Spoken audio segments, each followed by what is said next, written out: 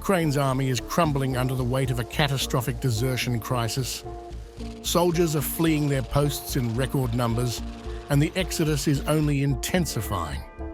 Just this week, 22 soldiers from Ukraine's elite 71st Jaeger Brigade deserted, joining the swelling ranks of troops abandoning their comrades. In mid-December, around 1,000 soldiers from the 155th Anakievskaya Brigade, trained in France, reportedly deserted almost immediately after being deployed. The desertion rate is spiraling out of control, with Ukrainian military leaders acknowledging a staggering personnel shortage across all units, at least 200,000 deserters by November. The scale of the exodus is staggering. Soldiers are abandoning their posts, fleeing a war they were unprepared for. The causes of this mass desertion are rooted in a toxic mix of betrayal, desperation, and mounting horror. One of the primary reasons for the exodus is the lack of adequate training. Many soldiers are being sent to the front lines before finishing their promised training programs, leaving them defenseless and ill-equipped for battle. After the end of the training, we were assigned to an independent set of our wishes and opportunities, by the order of the General Staff, by brigades. I was sent to the 71st Division of the Yagurska, where I got in the last days of November. The 71st Division of the Yagurska Brigade is trying to solve the problem of undertraining of the personnel. That's why we were sent to the second day of training. But we were not given the opportunity to complete the course of the week that we were promised. And because of the fact that people are leaving the village, deserting, we were sent to the battle zone earlier than planned.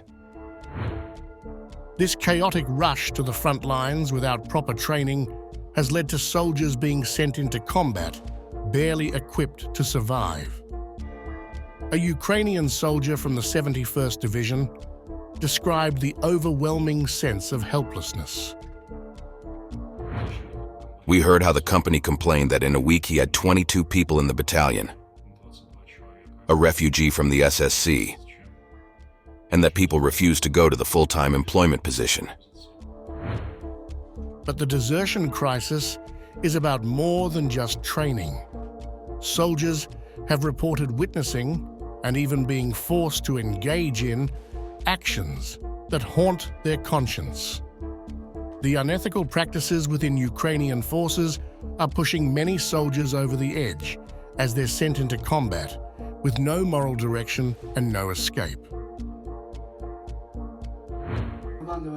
The command ordered us not to speak Ukrainian if we came across civilians and kill them on sight. I fired and saw a person falling. I saw that person, but I don't know now if I killed him. Further fueling this crisis, soldiers were subjected to brutal ideological indoctrination. Their commanders instilled in them a chilling message: you will die or you will kill. There is no surrender. They told us not to surrender. You will be killed.